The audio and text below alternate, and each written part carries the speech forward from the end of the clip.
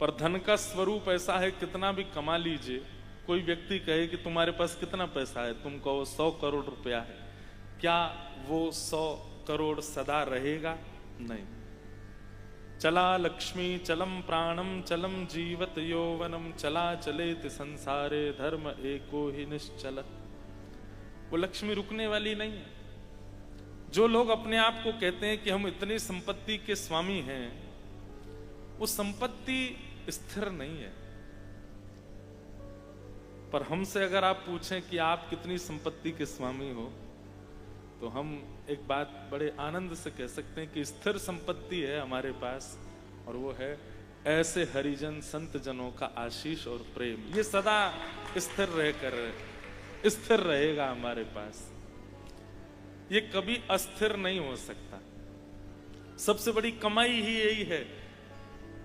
कभी कभी गिनती किया कीजिए, आपने कितने वैष्णव संत भक्तों के दर्शन किए अपने जीवन में।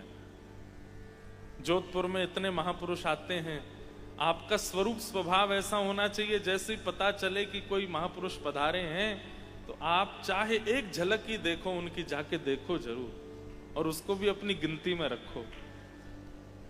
कहीं कहीं ऐसा ना हो यमराज आपसे कभी अंत काल में पूछ पड़े, जीवन भर क्या किया। भजन तो बहुतों ने किया, यज्ञ तो बहुतों ने किया, भंडारा तो बहुतों ने किया, दान पुण्य तो बहुतों ने किया, हमने क्या किया? बोले हमने केवल महापुरुषों का दर्शन किया। इतने रजिस्टर्ड तो हमारे पास लिखे हुए हैं कि इतनों के दर्शन हमने किए हैं। आपकी इस अलौकिकता पर, आपकी इस नवीनता पर हो सकता है कि यमराज रीझ जाए और रीच करके नरक का द्वार ना खोल के, वैसे तो खुलेगा नहीं, इतने महापुरुषों के दर्शन तो नरक तो जाना ही नहीं पड़ेगा, लेकिन यमराज से भेंट सबको करनी पड़ती है मृत्यु के बाद। वही आगे का रास्ता बताते हैं। तो कहीं वो आपकी इस अलौकिकता पर कि इतने महापुरुषों के दर्शन हुए आपको, और दर्शन का फल तो यही है, सेवा का फल क्या होगा वो तो बहुत ऊंची बात है। श्रीमद् भागवत के प्रथम स्कंद में श्री सुखदेव जी महाराज यही बात कहते हैं। श्री परीक्षित जी के परीक्षित जी महाराज श्री सुखदेव जी से यही बात कहकर के अपनी बात की पूर्ति करते हैं कि महाराज, जिन संतों का केवल स्मरण मात्र आनंदित कर देता है, ये शाम संस्मरणात् पुंसाम सद्यः सुद्यन्ति वै गृहा किम पुनर्दर्शन स्पर्श पाद शौचासनादिभिः। येषाम संस्मरणात् पुंसाम, जिनका घर बैठ के स्मरण करने मात्र से हम पवित्र हो जाते हैं। भारत के ऐसे कई महापुरुष हैं, और लगभग महापुरुष हैं। आप नित्य कुछ ना कीजिए, केवल सुबह स्नान आदि करके हाथ जोड़ करके और सब संतों का स्मरण कर लो। हमारे पूज्य श्री बड़े राम द्वारा वाले महाराज जी को बारंबार प्रणाम। बस स्मरण कर रहे हैं अपने घर बैठ के। श्री खेड़ापा वाले पूज्य महाराज जी को प्रणाम, सुदामा कुटी वाले महाराज जी को प्रणाम, हरिद्वार वाले महाराज जी को प्रणाम, मलुकपीठ वाले महाराज जी को प्रणाम, रमन रीति वाले महाराज जी को प्रणाम। सबको आप केवल केली कुंज वाले पूज्य प्रेमानंद जी महाराज को प्रणाम, सबको प्रणाम लो। सबका प्रणाम आप नेत्र बंद करके करते हैं, उसी से ही आप अपनी चित्त में परिवर्तन देख लेंगे। कितनी शुद्धता, कितनी निर्मलता आने लगेगी। और एक बात कहें, सुबह सुबह तो स्मरण करना ही चाहिए, पर मैं एक बात निवेदन करता हूं कथा में कि जब दोष उत्पन्न होता दिखाई देता हो चित्त में, जैसे कोई काम ऐसा हुआ जो अनुचित है, क्रोध आ रहा है, और जैसे ही क्रोध आने लगे तुरंत नेत्र, बड़े राम द्वारा वाले महाराज जी को प्रणाम।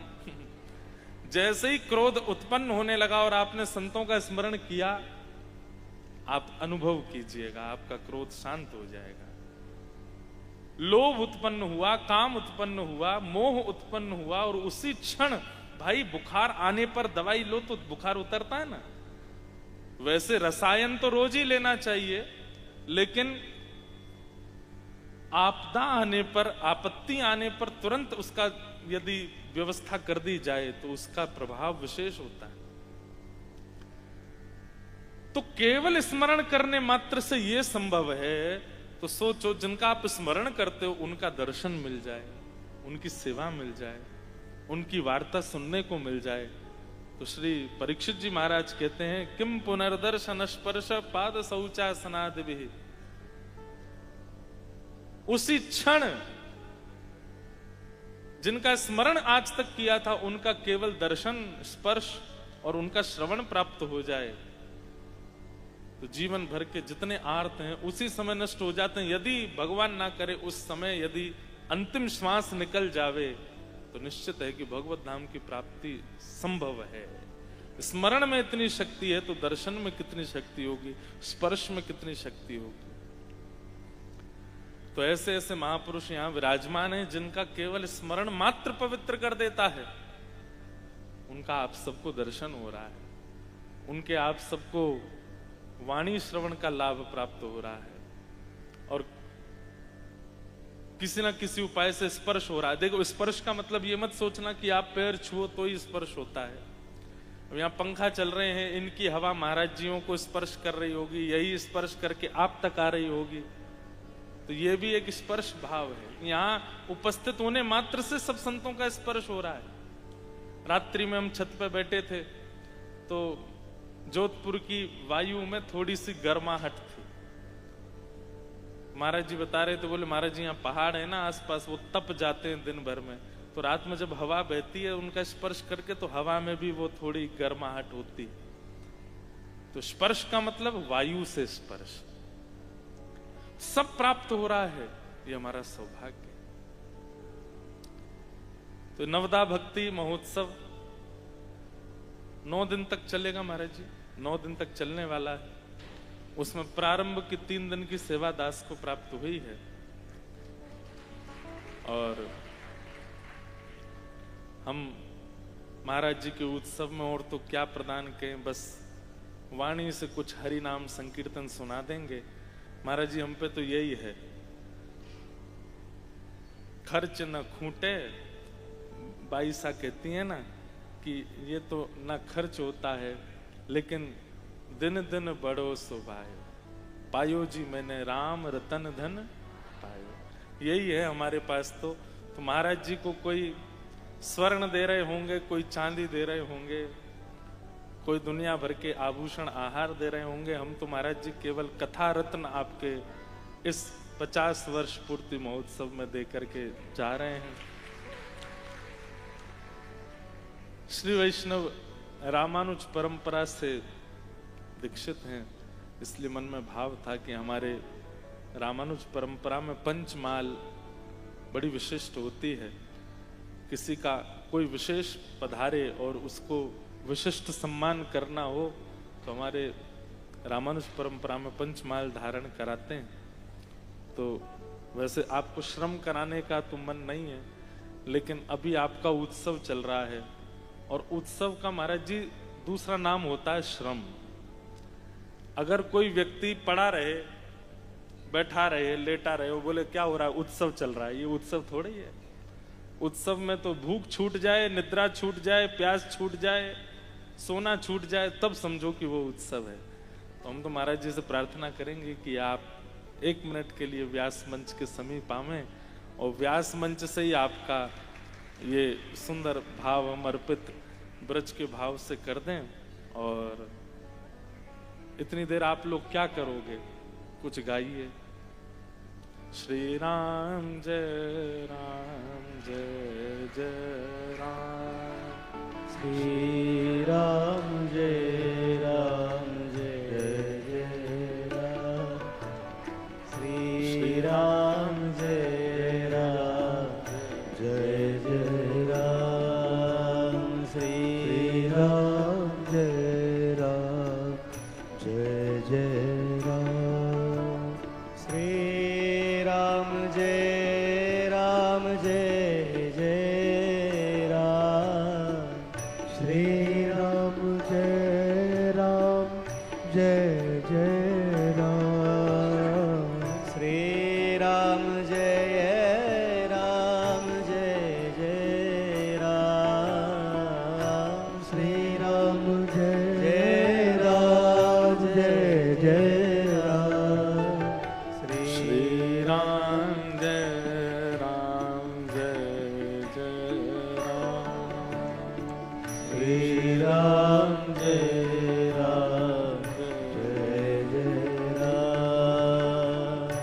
श्री राम जय राम जय जय राम। श्री राम जय राम जय जय राम। श्री राम जय राम जय जय राम। श्री राम जय राम जय जय राम। श्री राम जय राम जय जय राम। श्री राम जय राम जय जय राम। श्री राम जय राम जय जय राम। श्री राम जय राम जय जय राम। पूज्य महाराज जी के चरणों में प्रणाम एवं उपस्थित सब संत वृंदों के चरणों में प्रणाम। आप सब जोधपुर निवासी यहाँ पर विराजमान भाई बंधु मातृशक्ति बालक मित्र सखा सबको जय श्री कृष्ण, जय सिया राम, जय श्रीमन नारायण, राम जी राम। उपस्थित समस्त गंधर्वजन सब विप्रवृंद सबको प्रणाम। नवदा भक्ति महोत्सव जहां 9 प्रकार श्रीमद् भागवत में श्री प्रहलाद जी महाराज भक्ति प्राप्ति के भगवत प्राप्ति के कहते हैं कि श्रवणम कीर्तनम विष्णो स्मरणम पाद सेवनम अर्चनम वंदनम दास्यम सख्यात्मनिवेदनम।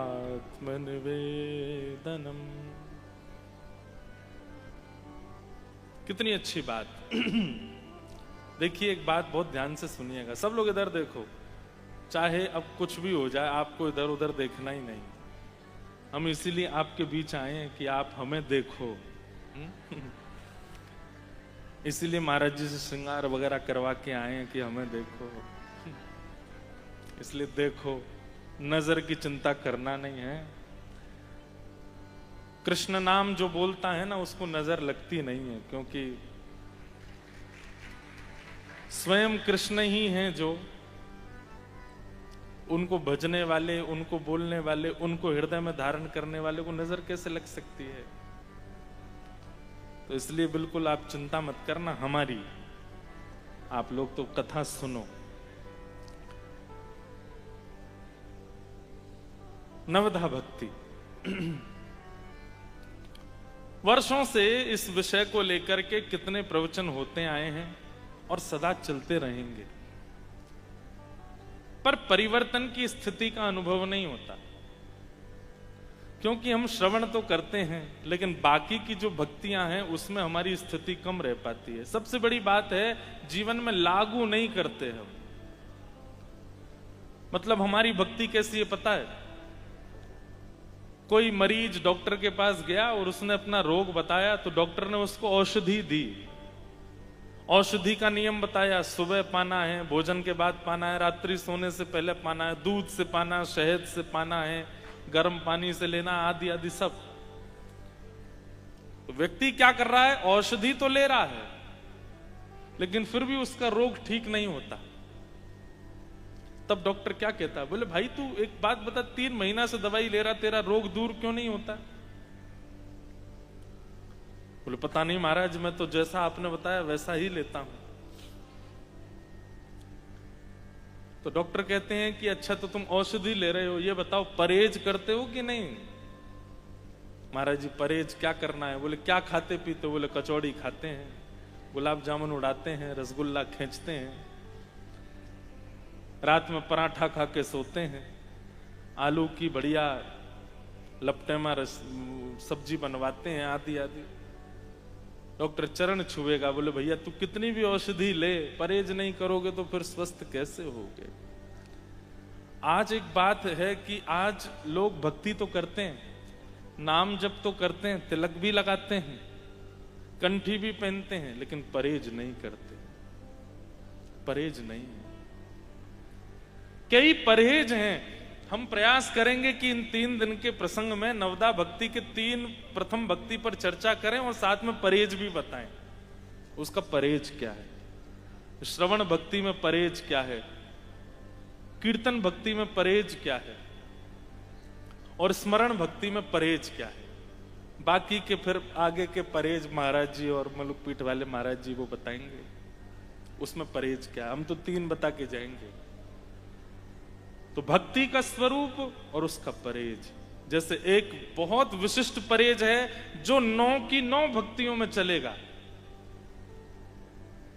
और वो सूरदास जी महाराज कहते हैं, तजोरे मन हरि विमुखन को संग, तजोरे मन हरि विमुखन को संग। दोहराइए साथ में, तजोरे मन हरि विमुखन को संग, तजोरे मन हरि विमुखन को संग। जाके संग कुमति उपजत है, जाके संग कुमति उपजत है, पड़त भजन में भंग हो, पड़त भजन में भंग। तजोरे मन हरि विमुखन को संग, तजोरे मन हरि विमुखन को संग। ये एक ऐसा परहेज है जो 9 की 9 भक्तियों में आपको करना है। श्रवण, कीर्तन, स्मरण, पाद सेवन, अर्चन, वंदन, सख्य, आत्मनिवेदन, सब में ये तो सर्वोपरि परहेज है। कई बार ऐसा होता है कि एक व्यक्ति हमारे साथ ऐसा रहता है जो भगवत विमुख है और हम उसका संग केवल इसलिए करते हैं क्योंकि हमारा उससे कोई फायदा हो रहा है, हमारा उससे कोई भाव बनता है। जैसे कई वैष्णव बालक ऐसे होते हैं, तिलक लगाते हैं नित्य। सब लोग इधर देखो, ध्यान से सुनो। नित्य तिलक लगाते हैं, लेकिन जैसे ही कोई प्रसंग आता है उत्सव का या कोई विवाह का, कोई पार्टी हो कहीं हो, तो वो नहीं लगा के जाते। क्यों? और उनके मन में भाव क्या आता है कि वो हमसे पूछेंगे, वो हमको टोकेंगे, वो हमको, अरे तो ऐसों के बीच में जाना ही क्यों है जो आपके तिलक के प्रति ऐसी भावना रखें, आपकी कंठी के प्रति ऐसी भावना रखें। महाराज, हम एक बात सुनिएगा, महाराज जी का 50वां विरक्त महोत्सव है। हमारा विरक्त महोत्सव आज से प्रारंभ हो रहा है, आप सब लोगों का, हमारा सबका। हम वो सब तो नहीं त्याग सकते जो हमारे महापुरुषों ने त्यागा है, परंतु इतना भी अगर त्याग करें कि जो हरि विमुख है उसका संग नहीं करना, तो किसी विरक्त से आप भी कम नहीं हो, क्योंकि आप एक ऐसे का त्याग करते हैं जो हरि विमुख नहीं।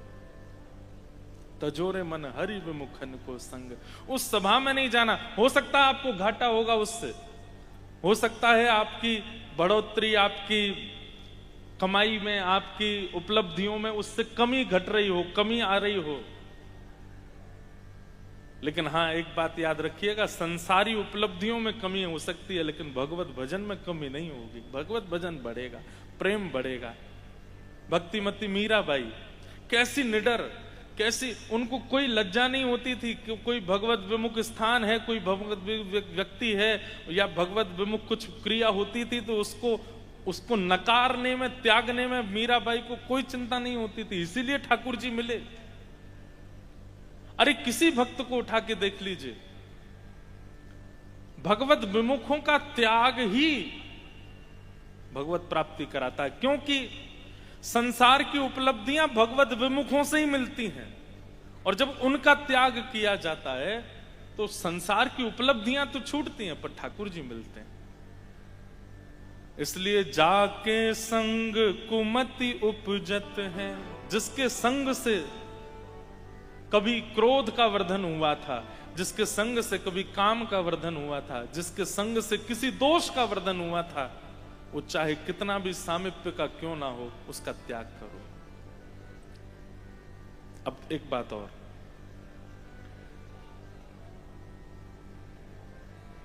त्याग भी दो प्रकार के होते हैं।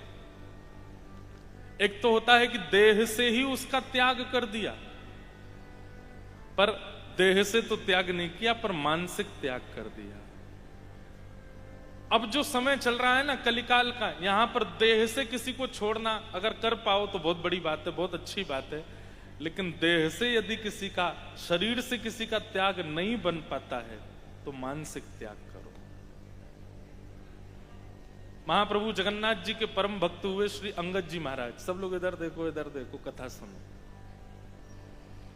पीछे वाले आएंगे, चिल्लाएंगे, आपके ऊपर चढ़ेंगे, पर आप कथा सुनो। हम भी सुना रहे हैं ना। 3 दिन की बात है बस। नहीं, आपके लिए तो 9 दिन है, हमारे लिए 3 ही दिन है। आप ज्यादा फायदे में हो, हमको तो यहाँ से फिर जाना। अच्छा, मैं कल महाराज जी से एक बात कह रहा था, मैं ये कोई लाग लपेट वाली बात नहीं, इसमें बिल्कुल भी असत्यता नहीं है, बिल्कुल सत्य बोल रहा हूं। कहीं भी कथा करने जाते हैं तो वक्ता की प्रतीक्षा पूरा नगर करता है। जैसे हम कहीं कथा करने जाते हैं, लोग बात कहते हैं महाराज जी हम तो 6 महीना से प्रतीक्षा कर रहे थे, हमको तो जब से पता चला हम तब से प्रतीक्षा कर रहे थे। पर वक्ता प्रतीक्षा नहीं करता इतनी, क्योंकि उसकी तो लगातार कथाएं होती है ना, तो उसको आज यहाँ कथा हुई, कल वहां है, उसकी इतनी प्रतीक्षा नहीं होती। पर जोधपुर आने की हमको बड़ी प्रतीक्षा थी। जिस दिन से महाराज जी ने बोला ना कि आपको यहाँ आना है, तो पहले तो हमारा आने का बन ही नहीं पा रहा था, तो मैं इतना उदास हो गया कि कैसे जोधपुर पहुंचे। पहले तो महाराज जी का निवेदन था कि 7 दिन ही सुनाओ कथा, परंतु जो 1 तारीख से क्रम है वो भी एक संत की कथा है, उनसे कैसे कहें, उनका भी एक वार्षिक उत्सव है। निवेदन तो फिर भी किया महाराज जी मैंने कि मान जाएं, हमको जोधपुर का लोभ कुछ ज्यादा ही है, और उसमें कारण केवल एक ही है कि हमें महाराज जी का सबका संग मिलता है, और इनके संग रह करके पता नहीं क्या एक प्रकार से हमारी बैटरी रिचार्ज होती है। तो साल भर कितनी भी कथा करा लो, एक बार जोधपुर बुला लो। तो आए तो बहुत दिन बाद है जोधपुर। कुछ साल पहले अजनेश्वर धाम में कथा हुई थी, तब तो इतने लोग जानते भी नहीं थे महाराज जी, वहां तो बहुत सीमित लोगों में कथा हुई थी। तो लेकिन जोधपुर से महाराज जी कभी कभी मिलते रहते हैं, आ जाते हैं, तो वैसे रिचार्ज कर जाते हैं हमको। लेकिन यहाँ आने का मुझे बहुत चाव था। मीराबाई कहती है ना,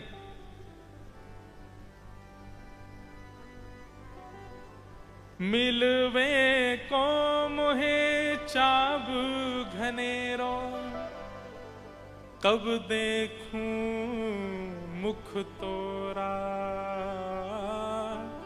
कब देखूं मुख तोरा, गोविंद कबहू मिले पिया मोरा, गोविंद कबहू मिले पिया मोरा। व्याकुल प्राण धरत नहीं धीरज, व्याकुल प्राण धरत नहीं धीरज, व्याकुल प्राण धरत नहीं धीरज, व्याकुल प्राण धरत नहीं धीरज, राखूं नैना नेहा, राखूं नैना नेरा। मीरा के प्रभु गिरधर नागर, मीरा के प्रभु गिरधर नागर, ताप तपन बहु तोरा, ताप तपन बहु तोरा। गोविंद कबहू मिले पिया मोरा, गोविंद कबहू मिले पिया। व्यास मंच से बैठ के बोलूं तो मेरी बात कोई निरर्थक नहीं होगी, ये बात सत्य। लेकिन कई बार जैसी व्याकुलता राधा रमण जी के दर्शन की है, जैसी व्याकुलता श्रीनाथ जी के दर्शन की है, जैसी व्याकुलता श्री जगन्नाथ जी के दर्शन की है, जैसी व्याकुलता रणछोड़ राय श्री द्वारिकाधीश के दर्शन की है, वैसी व्याकुलता यदि किसी हरिजन के दर्शन की हो जाए तो समझ जाओ ठाकुर जी और जल्दी मिलेंगे। वो व्याकुलता चित्त में आनी चाहिए कि हम कब पहुंचे, कब वो महापुरुष हमको दिख जाएं। उनके दर्शन की व्याकुलता। तो वैसे ही हम व्याकुल थे यहां आने को, महाराज जी से मिलने को, हमारे महाराज जी के दर्शन करने को।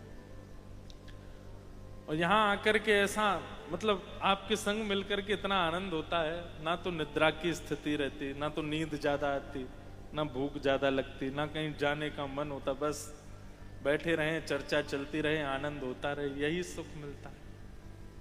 तो यहां आने के लिए तो व्याकुल मेरा चित्त भी था, मेरा हृदय भी था। तो आप सब ज्यादा फायदे में हो कि 9 दिन का आपको ये संग मिल रहा है, इसमें एक दिन भी छोड़िएगा नहीं। खूब संख्या में आइएगा, खूब आनंद लीजिएगा, खूब संतों के दर्शन कीजिएगा। और जितने संत आपकी दृष्टि में आते जाएं उतनी नंबर चढ़ा दीजिएगा, इतने और हो गए हमारे, इतने दर्शन हो गए। और रोज की स्मृति का वो क्रम बना लीजिए। तो सबसे पहला परहेज क्या है? तजोरे मन हरि विमुखन को संग। जो हरि विमुख करते हैं, जिनके वजह से चित्त में दोष उत्पन्न होता है, उनका त्याग करो। और देह से नहीं त्याग कर सकते, शारीरिक त्याग नहीं कर सकते, तो मानसिक त्याग करो, मन से छोड़ो।